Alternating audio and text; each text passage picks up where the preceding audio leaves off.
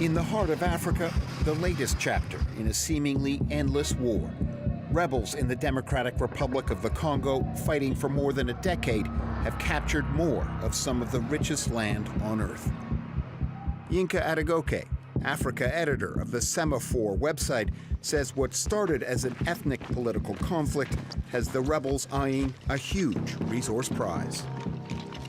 There's an economic reason why they're in this region. This is a region that is very rich in many of the world's rare earths and very valuable minerals.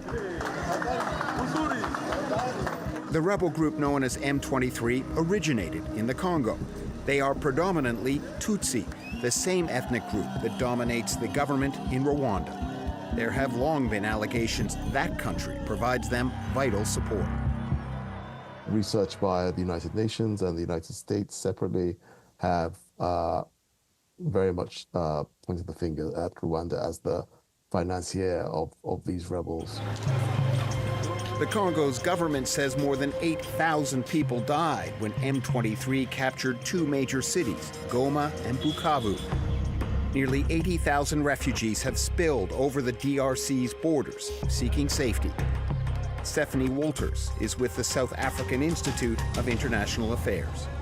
M23's military capability really is Rwanda's military capability. I mean, without the Rwandan Defense Force support to the M23, that movement would not have been able to achieve even a fraction of what it has achieved.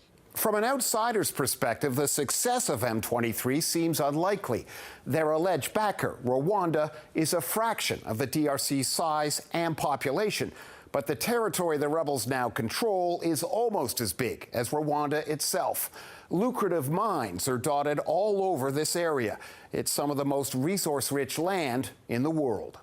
When you think about the East in particular, yes, it's very rich in coltan, which we find in our smartphones. It's very rich in cobalt, which is just really valuable to the future of electric vehicles and all the rest of it in the batteries. So there's no doubt this is a very rich region. As the DRC faces the loss of more territory, more rare earths and minerals could fall into M23's hands. When they go in, they don't just go in and attack. They actually build a whole, sort of almost governmental system where they take over towns or villages and they tax locals and they take control of the mines and basically siphon them out of the region and export them via Rwanda. The leaders of the DRC and Rwanda have called for a ceasefire after talks in Kara, but it's unclear if rebels will agree.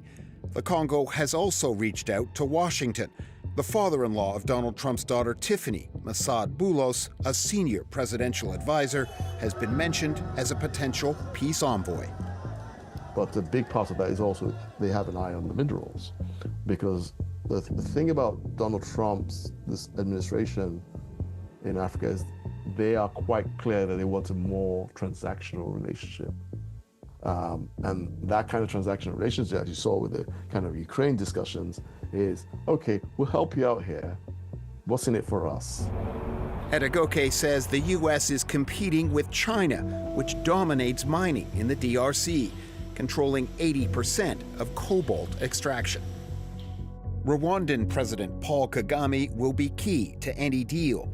Labeled a dictator by critics, he's said he sympathizes with fellow Tutsis fighting in the Congo.